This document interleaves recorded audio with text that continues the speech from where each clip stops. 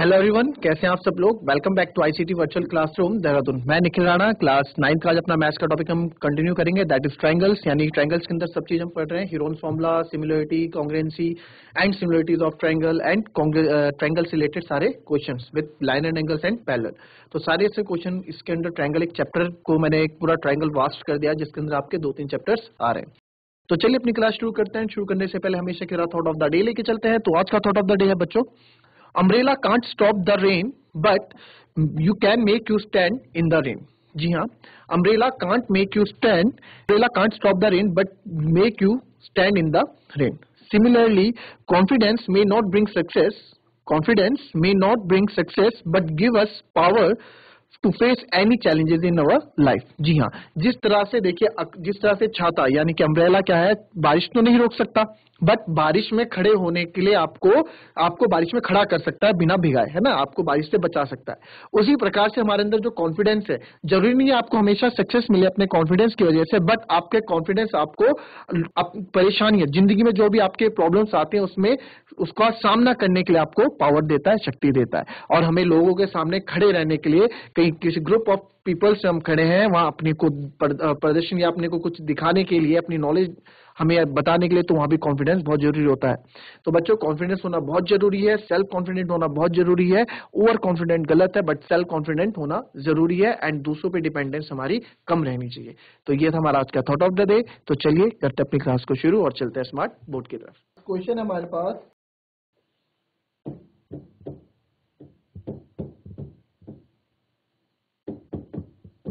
एक त्रिभुज की भुजाओं का अनुपात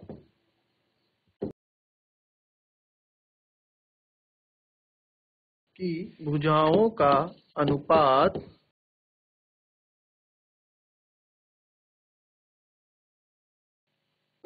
12:17:15 है और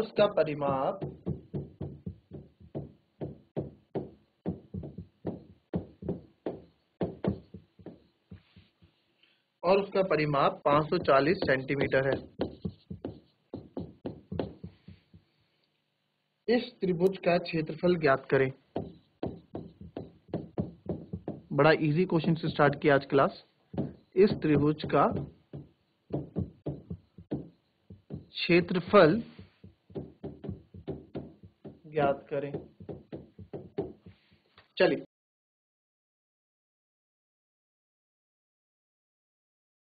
बहुत सिंपल ये क्वेश्चन है, इसमें कुछ नहीं है। एक ट्रायंगल हमें दिया गया है and the side of triangles are in the ratio of 12:17:25 and its parameter is 540 centimeter।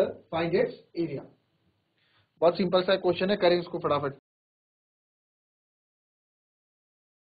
चलिए देखेंगे इसको कैसे होगा। देखिए, आपको इसमें एक त्रिभुज की भुजाओं का अनुपात, यानी कि जो रेशियो साइड ऑफ रेशियो है, उनका रेशियो ऑफ साइड्स आपको दिया हुआ है। रेशियो ऑफ साइड्स यानी कि भुजाओं का अनुपात कितना दिया गया है, 12:17:15 और उसका परिमाप 540 सेंटीमीटर है। पेरीमीटर क्या है,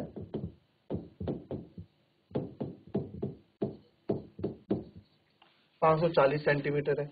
इस त्रिभुज का क्षेत्रफल ज्ञात करें। अब इस त्रिभुज का क्षेत्रफल ज्ञात करना तो सिंपल है, कोई दिक्कत नहीं है। अब त्रिभुज हमें यह भी नहीं बोला गया कि राइट एंगल ट्रायंगल है, कौन सा है ना, तो इसमें भी हमें कोई दिक्कत नहीं है।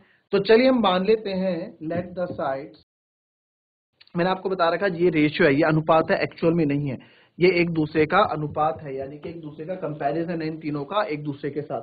अब इस कंपैरिजन में आप ये देखें कि कंपैरिजन तो जब भी रेशियो हटता है तो हम एक कॉमन वेरिएबल लगा देते हैं, है ना। तो लेट द साइड्स भी हम मानेंगे, लेट द साइड्स भी कितना हो जाएगा, 12x 17x 15x।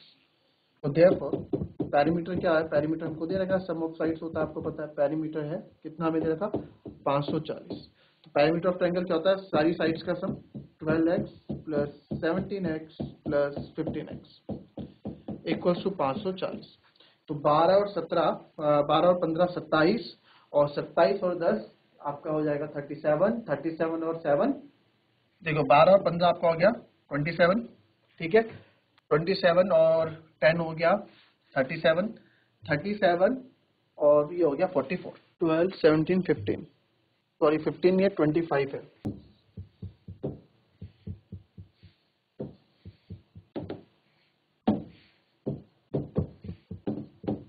ठीक है,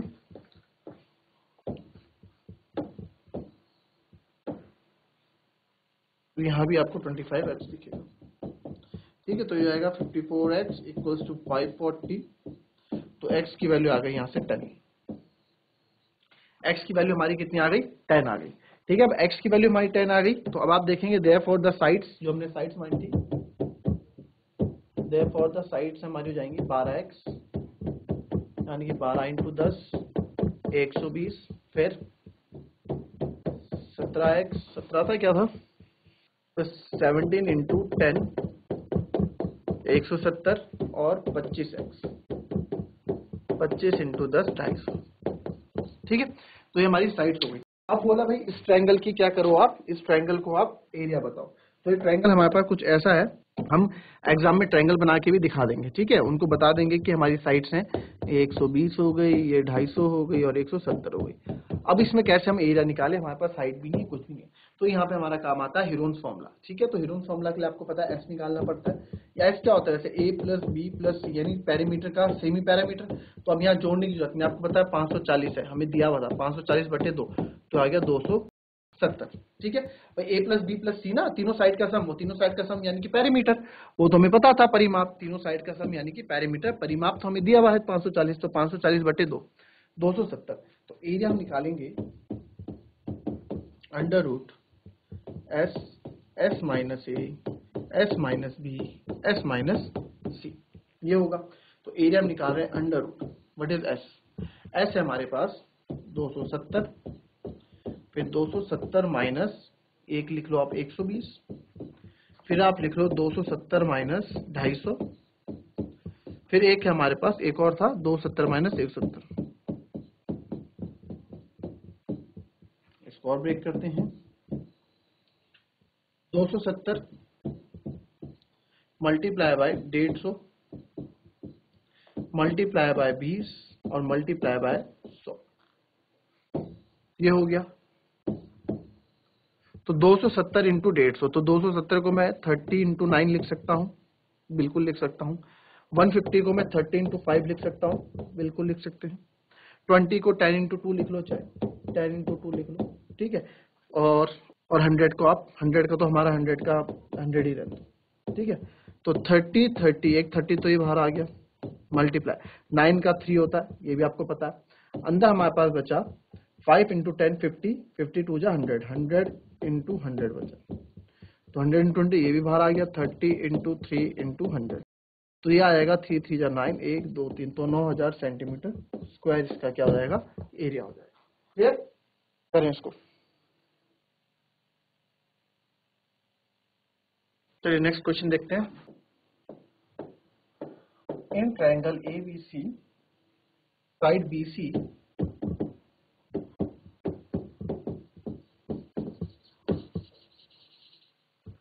is produced to D if angle ACD equals to 140 and angle ABC 140 हो गया, सॉरी यहाँ ACD 140 है, and angle ABC equals to 3 times of angle BAC, then find angle A। ये आपको बोला, हिंदी में अगर बोलो, ट्रायंगल ABC की भुजा BC D तक बढ़ाई गई है,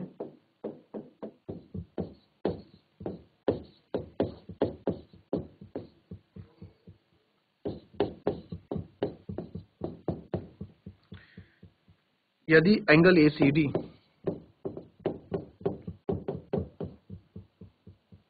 इक्वल्स टू 140 डिग्री और angle ABC equals to 3 times of angle BAC,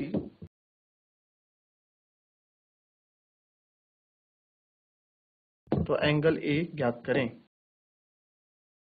चलो करो जरा इसको, फिगर बनाओ इसके अकॉर्डिंग। कैसे फिगर बनाओगे आप? चलिए इस क्वेश्चन को कैसे करेंगे आप बताएं।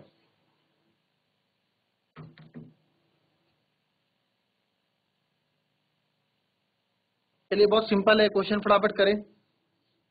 देखिए सिंपल सा क्वेश्चन है, पहले फिगर बनाते हैं इसके अकॉर्डिंग, क्योंकि ट्रायंगल ABC है। चलो ये ट्रायंगल ABC हमने बना दिया, ठीक है। नाम इसको दे देते हैं ABC, इसको हमने नाम दे दिया ABC। अब इन्होंने बोला कि भाई ये जो ABC है, ये जो BC साइड है D तक प्रोड्यूस हुई, ठीक है जी। BC साइड हमने D तक प्रोड्यूस कर दी, D हमने इसको नाम दे दिया। और बोला ACD 140 है, ठीक है जी। ACD आपका 140 भी दे दिया, ACD 140 भी दे दिया। और जो एंगल ABC है, जो एंगल ABC है यानी कि ये वो क्या है, 3 टाइम्स है एंगल BAC के, 3 टाइम्स एंगल BAC यानी कि इसके 3 टाइम। अगर ये x मान लिया तो ये इसके 3 टाइम हो जाएगा। एंगल ABC जो है 3 टाइम्स है इसके। तो आप यहां बताएंगे कि भाई एंगल BAC हमने क्या ले लिया, एंगल BAC हमने क्या ले लिया, एंगल BAC हमने x माना था और इसको हमने 3 टाइम कर दिया, तो 3x ये हो गया। इतना समझ में आया? आप मैं लिखूंगा let angle ABC equals to x, तो देयरफॉर एंगल BAC आपका हो गया 3x। इतना समझ में आया? तो अब हम क्या करेंगे, ये 140 है तो ये 40 हो जाएगा, ये 40 हो जाएगा। तो हम लिख सकते हैं angle ACB plus angle ACD equals to 180 degree. Linear pair of angle, सब यही तो यूज करेंगे इसमें आप, लीनियर पेयर ऑफ एंगल, ठीक है। 180 डिग्री। तो एंगल ACB प्लस ACB, ठीक है, तो ये आ गया एंगल ACB हमें निकालना है, प्लस एंगल ACD कितना 140 है।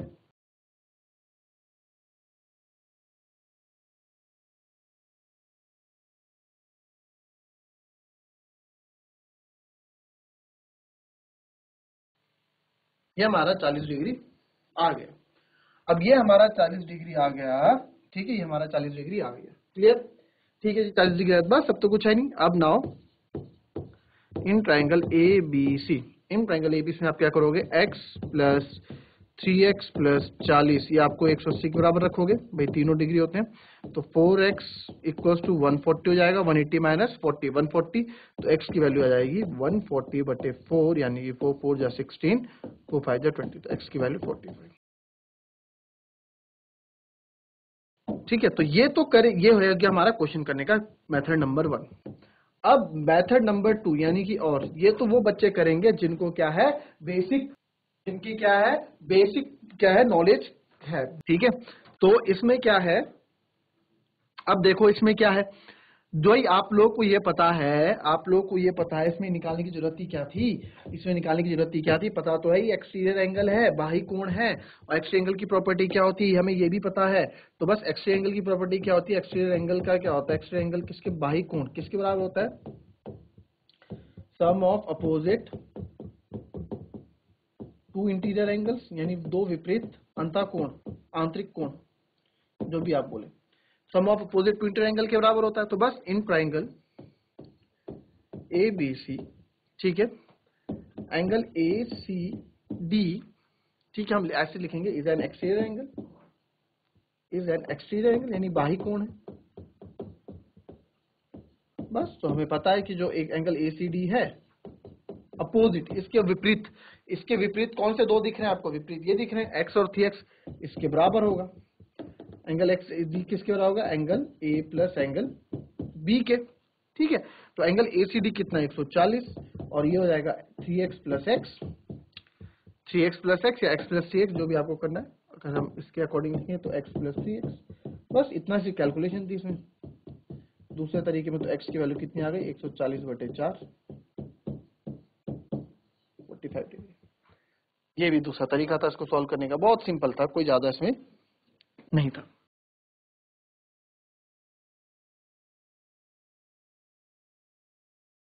चलिए नेक्स्ट क्वेश्चन लिखेंगे।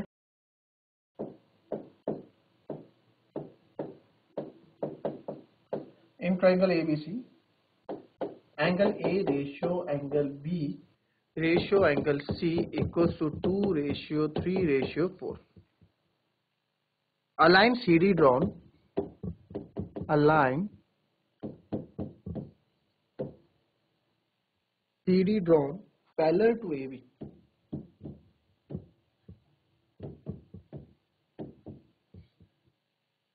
Then angle ACD is.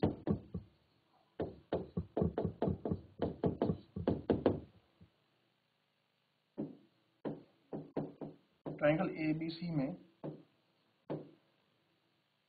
Angle A ratio angle B ratio angle C 2:3:4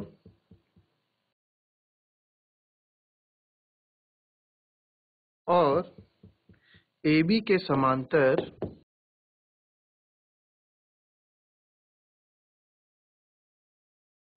एक लाइन CD है।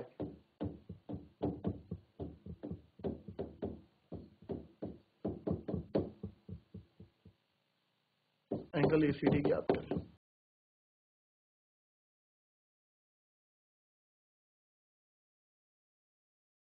जैसे जैसे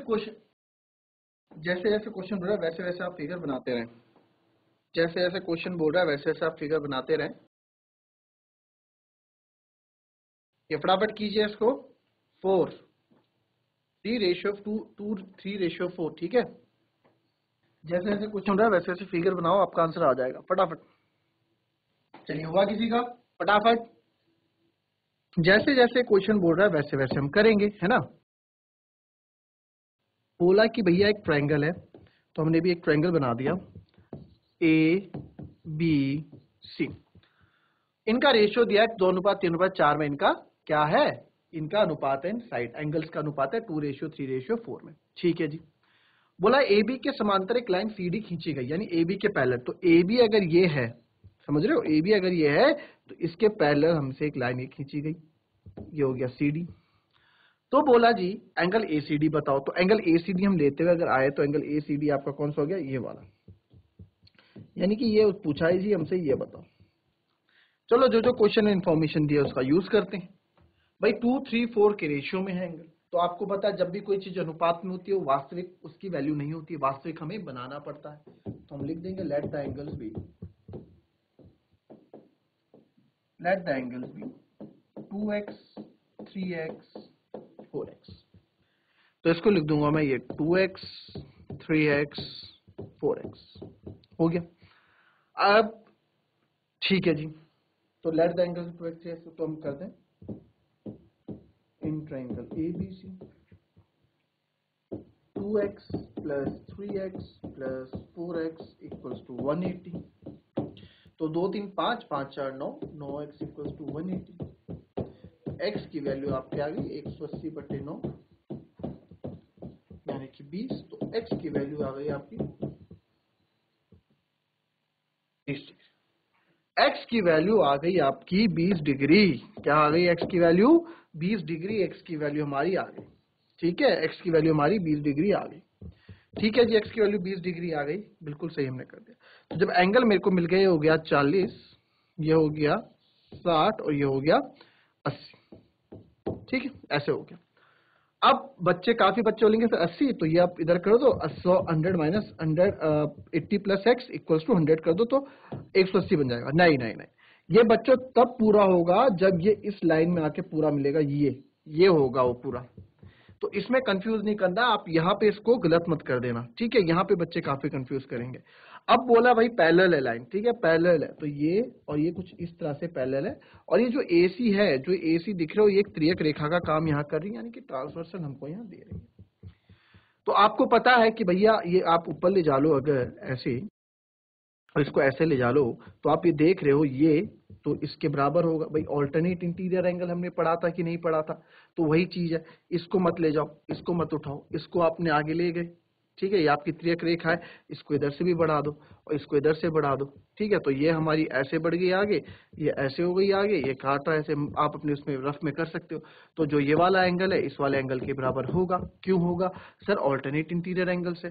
तो बस ये हमारा 40 है तो ये भी 40 हो जाएगा। आगे आंसर इसको लिखने का तरीका ऐसा होगा, बिकॉज हमें बताया गया है कि A B parallel to C D, A B C D के पैरेलल है, तो उसमें लिख सकता हूँ एंगल बी ए सी, या सिंपल एंगल ए बी आप लिख सकते हैं, एंगल बी ए सी, या फिर आप इसमें लिख सकते हैं angle C A B equals to angle A C D. क्यों? ऑल्टरनेट इंटीरियर एंगल, एकांतर अंतःकोण, ऑल्टरनेट इंटीरियर एंगल यानी कि एकांतर अंतःकोण। पढ़ा है, सब पढ़ा हुआ है, ये ऐसा नहीं कुछ नया आप हैं, आपको आती है चीजें। ठीक है, जेड बन रहा है ना, जेड देखो इसमें जब भी आपको बताता हूँ। ठीक है, एकांतर अंतःकोण, तो एंगल बी ए सी कितना मेरा 40 है, तो एंगल ए सी डी भी मेरा क्या आ जाएगा 40। तो हमारा आंसर आ गया 40। क्लियर?